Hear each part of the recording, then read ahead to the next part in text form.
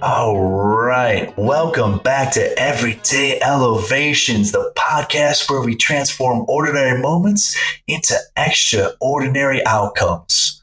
So today, I'm very excited to have this guest on because it's a topic that's been at the top of my mind for quite a while now. And our guest today is going to be Zach Colman, and he's a branding and marketing consultant, a speaker, and the founder of Creatitive.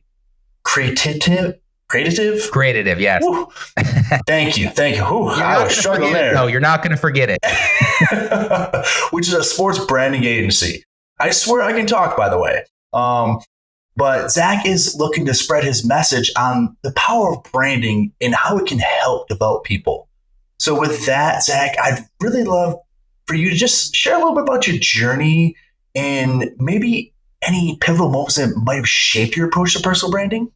Oh, yeah, definitely. Well, just a little bit about myself. First and foremost, yes, I'm owner of a branding and marketing agency where we help athletic-driven brands find their why through community and brand experiences. And, wasn't always like that.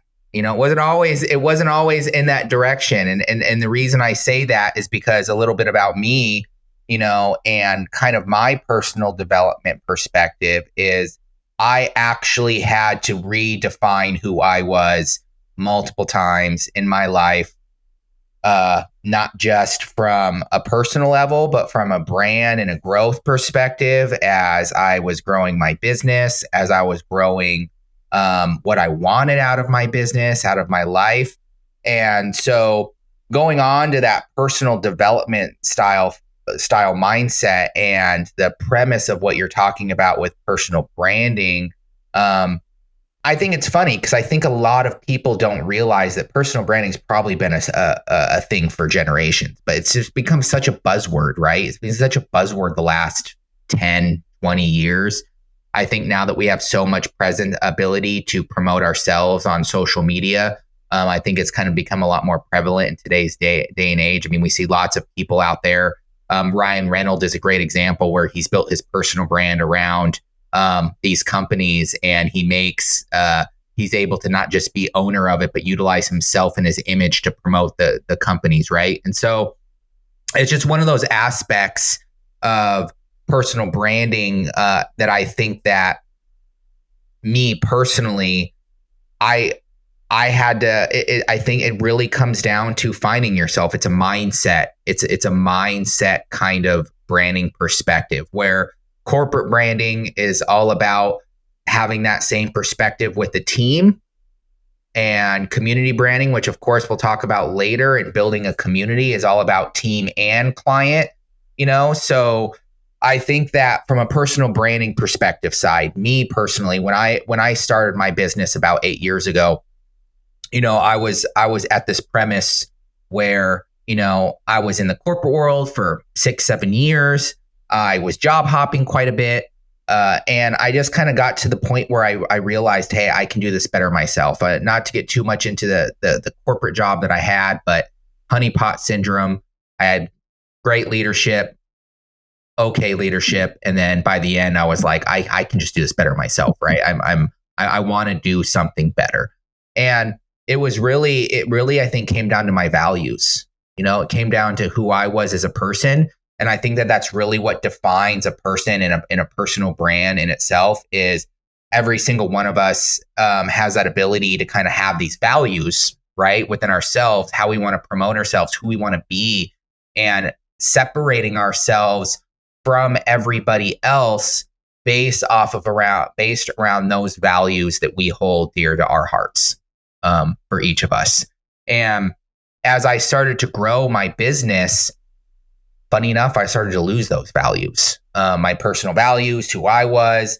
I think it's kind of really correlates with business, right? I think it really correlates with the sense of, hey, you're starting off, you're learning all these things, you have all this enthusiasm, you have these goals, you have this vision, and then something gets compromised. You start really focusing on, oh, well, now I have to delegate. Now I have to, I start fixating on that top line more than I do those values that I once had in myself. And so you start to compromise those things. And I had to go on into a journey myself to redefine or rediscover, so to say, those values that I had in myself, which somewhat helped propel me to start taking that next level in my business. I had to take a step back to take a step forward.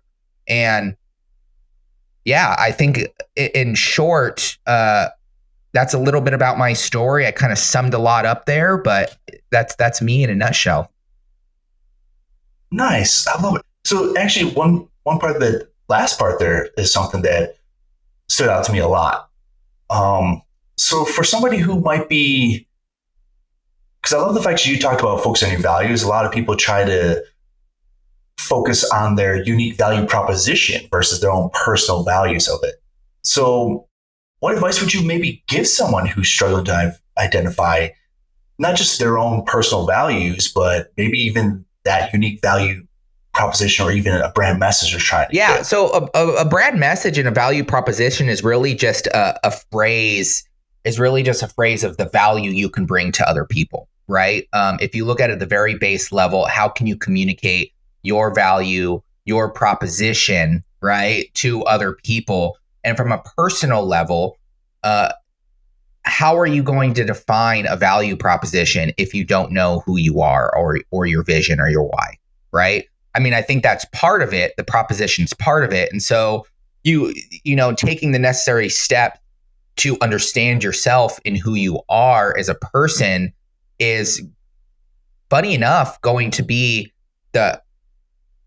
probably one of the biggest, not just holdbacks for companies in growth, people in growth, that no matter what their business is, but it's also going to be their determining factor on burnout and like just really living up to those morals. And so for me personally, I didn't even know those values were my values, you know? So when you say, hey, how do you discover? That is a hard part, right? Like discovering those values. And it wasn't until I was lost at a certain point in my business where I'm like, what is missing? Like what is missing? I had values, don't get me wrong. I mean, I do this for a living. So I had values that we wrote, but I did exactly what I am telling people is wrong. You know, I created these values. I put them up on, you know, I made sure all my employees were hired from these values. I made sure all these people, and there was nothing wrong with those values per se,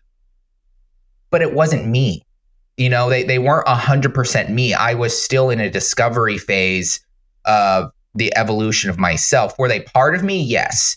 But I had to take a step back and say, all right, when I first started this business, and this can correlate for anyone, not just business. This could be someone in the corporate world. This could be someone that's just looking to help people. Whatever you may be at in your life, what are times in my life that I was truly happy? When were times in my life where I was actually able to sit down and be like, I was at peace? And try to, you know, either journal or just think back in some of those nostalgia moments where you're like, okay, why was I happy?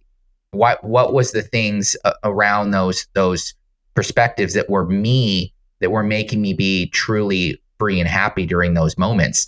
And for me personally, I realized that, you know, connection was something that was really prevalent to me when I was right at that beginning phase. I knew right at that moment, you know, I was at peace. I was still doing all of my personal stuff on a daily basis. I was meditating. I was working out. I was going on my runs. I was starting a family. I was connected to my wife. We were talking about starting a family. Like I was building this connection of people who valued the same, very similar things as me, right? I had friends. I was working with some people who had a connection with, but the reason I realized I left my job was really I didn't match their values. There was a disconnect between who I was and what I was doing for the company. And so I realized, oh, I'm very big on that aspect of connection. Like I knew that, hey, right now in the brand that I'm developing, we didn't really have connection. It was at a point where I had all these teammates, and I love my teammates. I love the people I have on board, but I was so busy trying to do what everyone else told me to do, like go make it to 1 million, just delegate everything out. And that's how you're supposed to do it. That I realized I lost that sense of connection, and that's was something that was missing. And so I had to set myself on a personal path to be like, okay, how do I bring more connection back into my life? Live by this value so that I can start bringing happiness. And does it necessarily affect the top line? May not. I look at what my personal time now is a direct correlation in KPI to the growth of my company, because it allows me to relieve headspace and become more of that visionary, right? That I want to be more of that leader. So connection for me, that's how I found my connection back into myself. Is it an ongoing thing that I have to work on? Yes, I have to live by that.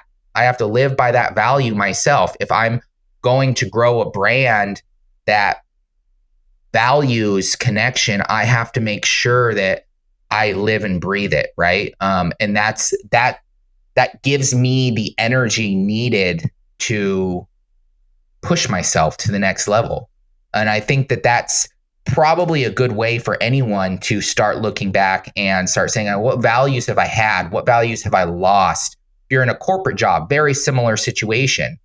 Brand values should be very similar to personal values, right? They should be an ever-growing process of finding the values of leadership and the leaders of the company, the owners, and those should be what resonate out to bring in people that value those same types of values, so to say. So for me, yeah, I had to be able to build my personal brand up. I had to start bringing in like-minded people that had that value of connection. I had to start looking at my team and saying, all right, I need to be more involved. I need to connect more. I need to allow people on my team to have their say, have more collaboration within the business itself, because that's only going to spark better connection, not just with us, but with our clients and things of that nature. So that's just one aspect. Connection was one. I do have a couple of more that I kind of had to go through, but I feel like it was kind of a stage. We all go through kind of the stage of needs. I don't know if anyone's ever heard of Maslow's law of needs, and I've kind of had to go back and I've had to look at that and kind of say, man, this is me. Like I value connection. I value confidence, and I value contribution. And those are, funny enough, the 3 stages right past, basic needs and then security. And I was at a point where I was finally feeling secure in my business. So I was like, oh, now is the right time funny enough, that's why these needs are coming up. That's why I'm starting to look at my values and need to reestablish these values. Oh, I love that.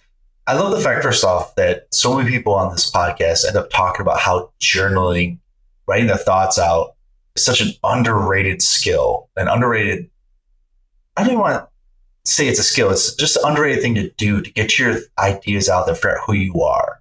So for this, I'm just going to kind of sum it up. You're saying take some time to think about what your values are at times that when you're happiest, figure out who you are as a person.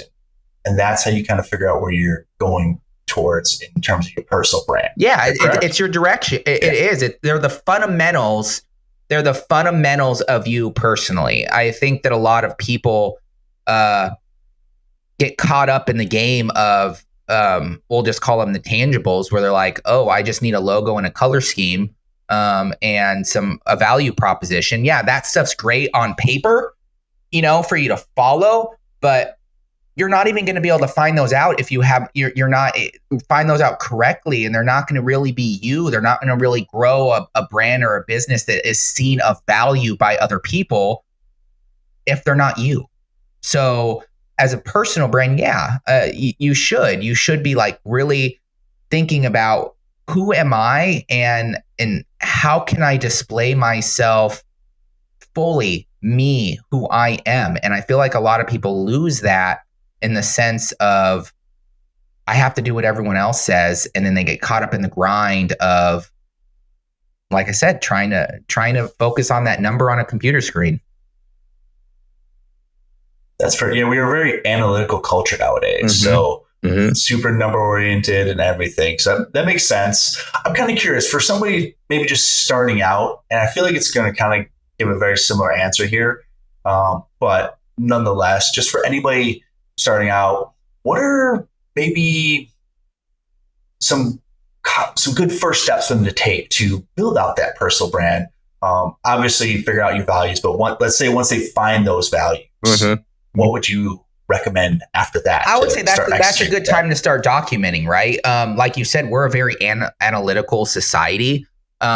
Me personally, I got my bachelor's in the creative side. I'm a visual communicator at heart. And then I started to build this marketing company, and it started to meet my analytical side because I'm a technical expert as well. I'd love to dive into the weeds of like coding and SEO and all that fun stuff. And I lost it. So I think a good first step for anyone as they start to articulate this is to allow themselves to breathe, allow themselves to not get caught into the trap of the analytical side. Because though it's needed, and you always need to focus on top line, you always need to focus on bottom line. Your people are always going to be a necessity no matter what within any business. As personal brand, you have to continue to monitor yourself to make sure that you're following your path, because if you don't, you will lose your path and you will get to a point where I was, right? And you won't have determination. You just won't want to proceed. And so being able to document this stuff down and continue to use your creative side to make sure you're living up to your path will keep you in line on that path. Oh, it makes sense.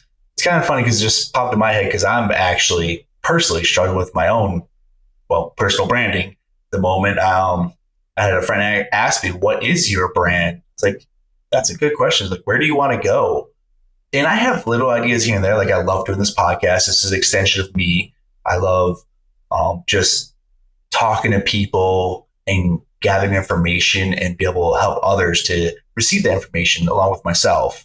But then I'm like, okay, well, that's not all I want to do with my life. I don't want to just, I would love to be Joe Rogan. And I know he does more than just podcasts, but like stupid rich off his podcast and all the sponsorships. Like, sure, that'd be great, but that's not my dream. Like, I know I want to eventually create a coaching business. I want to get on stage and speak. But in terms of finding who I am, that's something. So I was really interested for this call when you reached out. I was like, oh, this is amazing, because I have been struggling to figure out exactly what I need to do. So I know after this call what I'm going to do. I'm going to go journal down and figure out what my values are. Because at one point I thought I had them, and I realized it's not something that I value the same way anymore. Basically, just a very long tangent of me saying I'm loving this conversation, and I think this is going to be incredibly helpful. But let's say for people like me who are still a little lost in the beginning stages of personal branding, what do you think are some common mistakes that people make when they're trying to build out their personal brand? And what are ways that they might be able to avoid those? Yeah, I going back to what we were saying earlier, I think a common mistake is trying too hard to follow other people. There's nothing wrong with having people you admire and being like, hey, I kind of want to be like them. But your path is going to grow. It's going to evolve. You talk about Joe Rogan here a little bit. If you look at where he is now, did he say 15 years ago that he was going to create a podcast and be a multi-millionaire? I don't think so. And so that was an evolution of him and his values in his brand. And that's what basically a rebrand is, right? Is when you look at it, that is a rebrand. And so for someone like you, first off, I would say, hey, don't over it. I'm an overthinker. Something that I have to work on every day is I'm an overthinker. I wake up at 3 a.m. I can't go back to sleep. And those nights that I actually sleep through the night, I'm like, okay, I'm at peace right now because I didn't wake up at 3 a.m. Right. And so it's just really jotting down. I would say really just jotting down. Me, for instance, I'm very big right now with my vision, which is really pushing me forward, is helping people, very simply, helping people understand and find their true values. I do think it can make a large impact on society if we all just followed our own values and who we were. And so that's a vision. Do I know that, hey, I'm gonna, continue to have a marketing agency? Maybe. Am I gonna have a branding agency? Possibly. Is that going to evolve? Possibly. You hear so many people talk about a 10, 20, 30, 40 year vision. That's a long time. People change, people grow. Your values don't necessarily change, though. Your who you are doesn't necessarily change, just the way you perceive that vision. So allow that to be your path, and just, maybe have a set vision of like, hey, where do I want to be in 10 years? As of right now, this is my path. And allow that to be a stepping stone backwards from where you are. And I'll use this for an example. You're doing podcasting right now. So that's a good first step. If you eventually want to be a speaker, you eventually want to grow, I think you are taking an individual path around your values on, hey, I want to get in front of people. I want to talk. I love talking. And this is a good outlet for me, for my creativity and my vision of where I eventually want to go.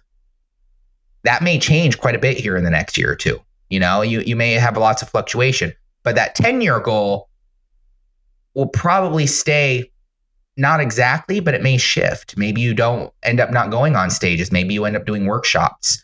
Maybe you end up going and speaking to, college students, or helping college students with how to speak. There's so many different ways your vision can take alignment. So getting back to your question, just kind of focusing on the now and just kind of saying, hey, where does my vision and my path with my values, where does that lead me right now? And allow that to breathe. Allow that to be your journey of self-discovery and exploration as you try to make it to the next level. Can you try to write down a 10-year goal and a 10-year vision? Yes. I'm not saying there's anything wrong with that. It helps, but just be okay with that pivoting and somewhat changing, but allow that to be a kind of like a tree trunk. Allow that to be your road till it eventually splinters off into a more defined path towards your vision. I love it. It's interesting that you keep mentioning the present in that last part there, just because I have been told to focus on the present. One of my mentors has this phrase that he loves to use, Jesse Itzler, be where your feet are. Now, when he first said that to me when we were doing an obstacle course, I wanted to fight him. And he's like the sweetest individual too. Like, you really wouldn't want to, but like at the moment, like I'm in the pain cave. He's like, oh, just be where your feet are, one step at a time. And I'm like, I don't understand. So more and more, as you mentioned that, it resonates with me, because it took me a few years later. I was like, oh, that's what he was getting at. Like, just be here.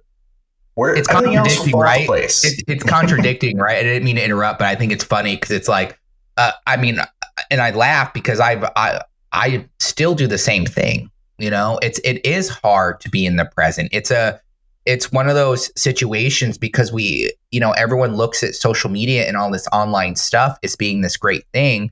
And it can be if you have the right beliefs around how it can evolve and how it can help. But it also causes something that we didn't have 10, 15 years ago. It causes how is this person doing it? I want to be like him. I mean, nothing against Alex Hormozy. I think he's done great things, but you can see that he personally talks about how to make it to $1 billion, all the time now. It's no longer $1 million. It's no longer 10 million. It's apparently $1 billion now. And so everyone strives to get there without necessarily understanding the journey, even though he talks about his journey quite a bit. Some of those more painful saking moments that he had in his own personal journey to get him to where he needed to go. And so I, just from some small tips that can truly change people's lives, like me, I'm a workout fanatic, right? I had to go back by myself. I don't even wear my iWatch anymore. I was so big onto tracking calories, tracking my workout routines, and I still do. I'll wear my watch when I go to the gym, or I go on runs just to kind of calculate where I'm at. But I don't wear it during the day anymore because I need to try to stay present. I want to try to stay present and allow myself to have that visionary time to really think creativity. I keep all day today, I can't say that word. Funny enough, I had a team meeting this morning. I was doing the same thing. Think creative. And so, yeah, it's funny you say that because it was kind of a contradictory, right? It's like, oh, how do I stay grounded? And then I wanted to fight him. It's like, because your body, you weren't allowing yourself to understand that that's your mind was fighting with you, right? Like, no, I want to think. That's what I'm here for. And so I just thought that was a funny spin because I do the same thing all the time. Like, still, it's hard to stay present, but I think that it is definitely one of those things that can impact the majority of people in today's world. Just kind of thinking present, thinking about who we are, and just being happy with the journey that we're on. And that's what I found being more present is the happiness factor has just gotten so much better for me. Knowing that I can just be grateful for the moment versus worrying about, where am I going to be 10 minutes from now, 30 minutes from now, a year from now, 10 years from now. That's how my mind used to work for the longest time. Just having been in sales, you always want to think for the next dollar, the next goal, whatever. But I just love being a little more present, not stressing that stuff. One thing in that previous conversation that last little tidbit there, you were talking about social media technologies. And one thing I've been curious on in terms of personal branding, just branding in general, we're an AI-driven society nowadays. How has that impacted personal branding? Yeah. So here's the harsh truth. I get prospects in all the time. I had a prospect come in about 3 weeks ago. They had a great business model. They grew it to about 200 to 300K quite fast, and they literally wanted to shift their whole business model to an online brand. Why? They didn't like people. They're like, I don't want to work with people anymore. I don't want to hire employees anymore. And I was in shock because I didn't know how to help them, because I was like, well, you're always going to need people. And I think in today's society, going back to your question in its fullest, is that doesn't matter if you're a personal brand. I think people think, oh, now that we have AI, personal branding means personal. It means me. It means I'm gonna make, and at the heart of it, depending on where you're at in your growth cycle, and I mentioned earlier Maslow's laws of needs. If you're in the security portion of that, you're probably like, I want to make $1 million with. This is just an example, but they think it's $1 million with a 90% profit margin because they're doing everything and they have all these automations going and all this stuff. That's not how it works. It never will work that way. People are still going to be needed in everything that we do, not just for the aspect of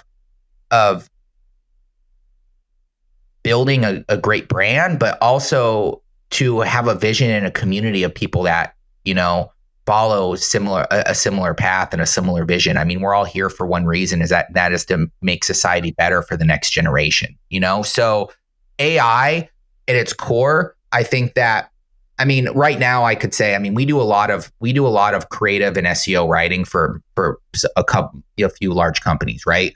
And we actually detour away from using AI because you need that creative inspiration, because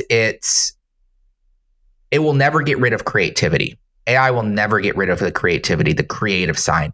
The side that everyone's lost in, the analytical, is funny enough what it's taking over, right? For the most part. So I think it's going to allow people to be more creative. It's going to allow people to kind of possibly move away from a positive perspective. From a negative perspective, I do see it people getting lost in it, thinking that, hey, this is going to solve all my problems, and it's going to cut out expenses, and it could in some perspective, but you're still going to need people there. I mean, a good example of that is video games, right? If you look at just video games in general, there's so much AI generated content when it comes to the landscaping and all the stuff they do now. Makes it very easy for them to use their Unreal Engine 5 or whatever they're using now with AI intermediate. Do they still have people working on those projects? Yeah, they have people now learning the AI to do that stuff. And so I do think that AI is going to play a huge impact. I'm just hoping that everyone listening to this podcast or watching this will understand that, AI is not a end all mean all solve. It's not going to solve all your problems. It's not going to help with the creative. It's a lot of times regurgitated content.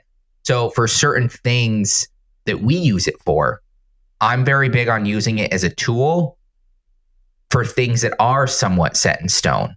So for instance, our SOPs that we're developing internally, ways that we can connect certain systems together to help with very small tasks that no one wants to do, like sending out reports or sending out summaries of this podcast, for instance, to get notes, like stuff like that. I think it's really going to help at the end of the day, just give us more freedom for communication. But when it comes to actually creating these large brands, I mentioned earlier, values, AI is not going to have values. It's not going to have creativity. And so you still need yourself to allow yourself to breathe and to create something that's you, because your business and your brand in essence is you. No matter how big you are, no matter if you're a corporate brand, if you're a community brand, even a personal brand, it is you at the end of the day. So I know that went off on a little bit of a tangent, but I love this topic, so I tend to go into it a little bit. No, that's fair. And the main reason why I asked that is because I just know, for instance, there's this Instagram account that was completely all AI.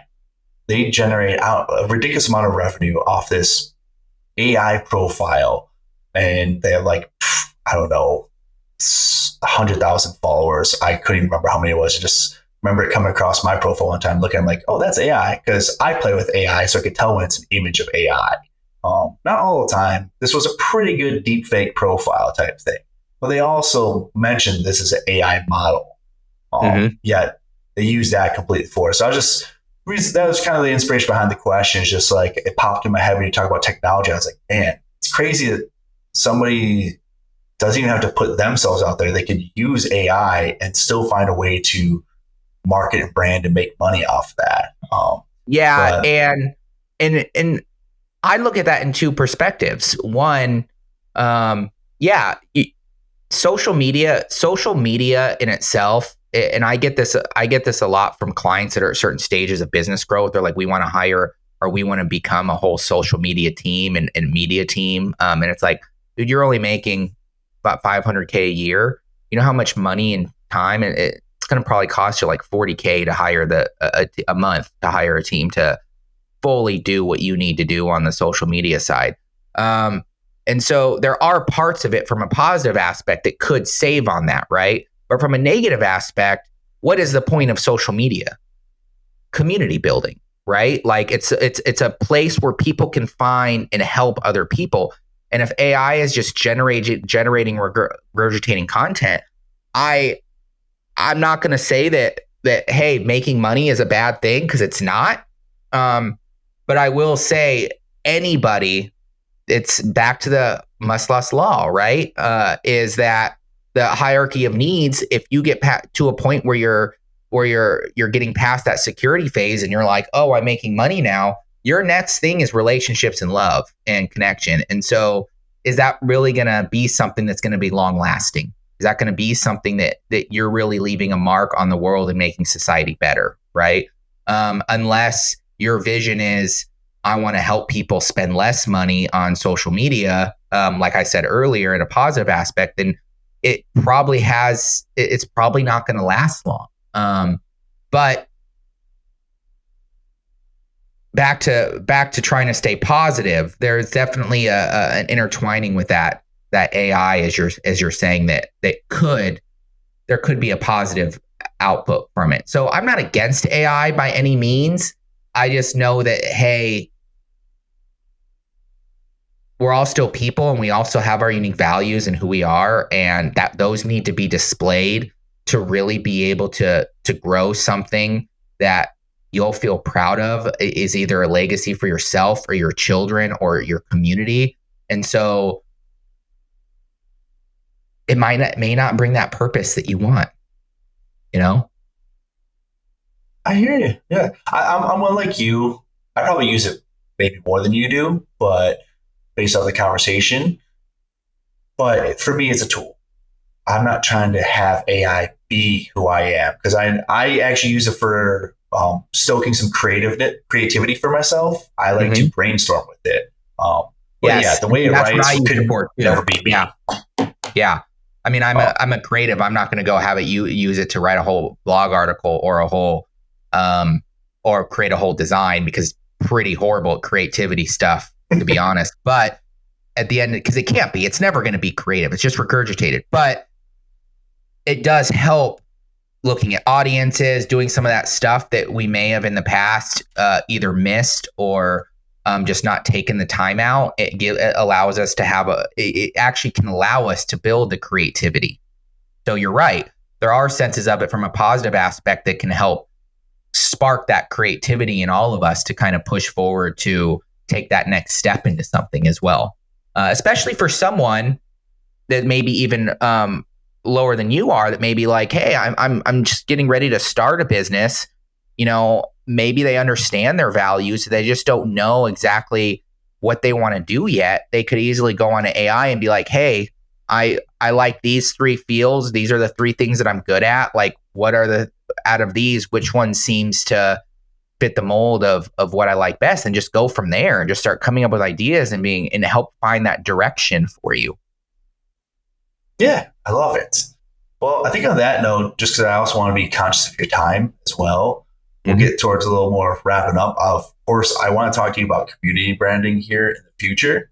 But before I start asking my final questions, I'd love to leave the floor open for you if there's anything maybe to get a chance to touch on that you would like to touch on.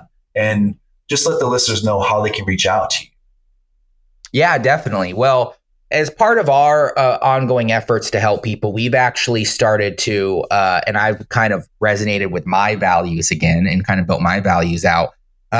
We're kind of taking a different direction on who we're trying to help right now.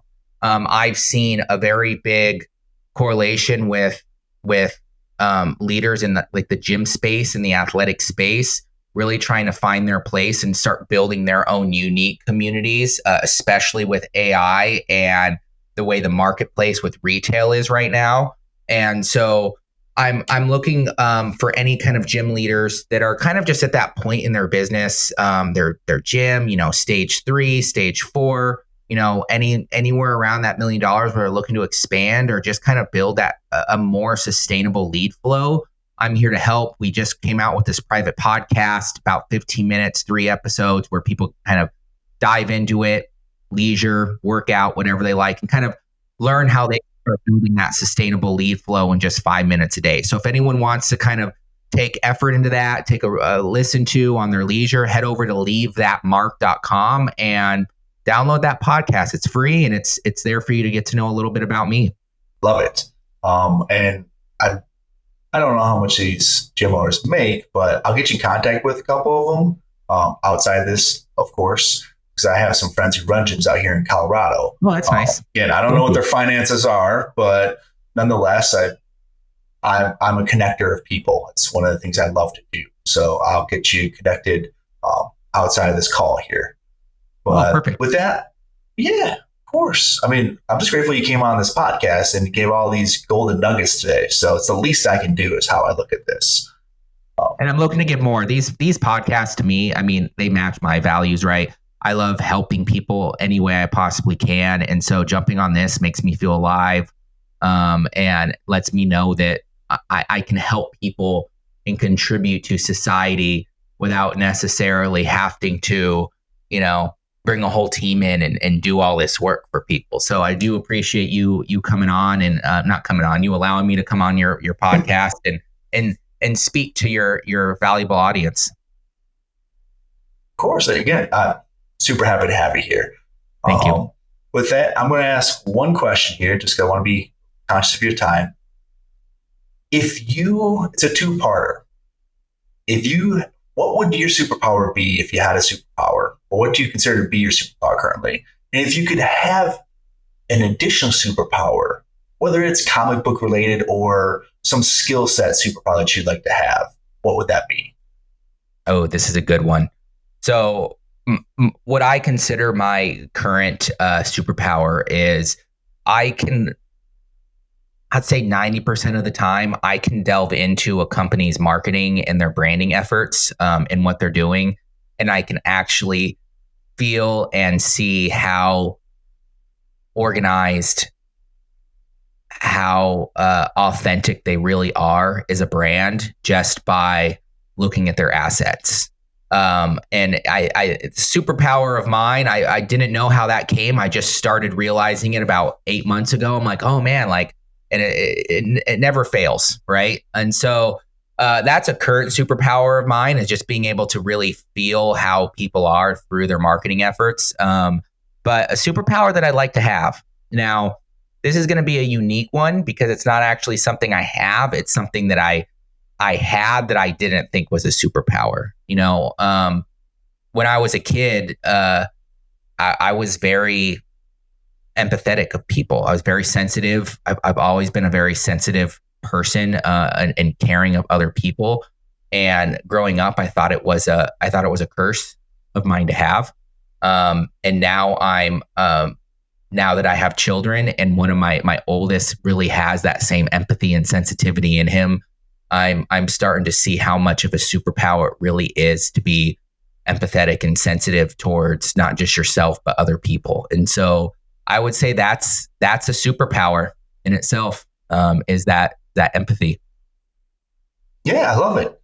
That's actually the first time someone's actually used that as, I've had someone have that as their superpower, but not the one that they wish they had. And that's something that I think, let's be real, more society needs to have empathy. So I think it's great that you instill that within your children. So that's awesome. You're already set them up for success. And it helps you realize that it's something that you had early on that you could still have. Yeah. So it's just a win-win for you. Yeah. I love that. It's ironically kind of very similar to us talking about values and looking back, right? And I had to look back and have certain circumstances help me find it. So I appreciate that. Yeah, it's definitely one that I'm grateful to have. Yeah, amazing. All right, so I'm going to wrap this up here. With that, I just want to give a big shout out to our listeners who are going to tune in when this episode's released. If you enjoyed the episode, show a little love, hit that like button, subscribe, leave a detailed review. This is not only just going to be on Spotify and all the podcasts similar to Spotify, but it's also going to be on YouTube as well. So please like and subscribe there. Check us out on Instagram at Everyday Elevations. There you're going to get some exclusive content, some of the latest updates, a little peek behind the scenes of who I am and what I have cooking. And also, please sign up for the Wellness Diaries, which is going to be at everydayelevationspodcast.com. So that's going to be where we break down all the golden nuggets we take from our podcast episodes and turn them into a weekly newsletter for you. So with that, just thanks everybody so much for tuning in. Zach, thank you so much for coming on. I'm looking forward to part 2 of this. Me too.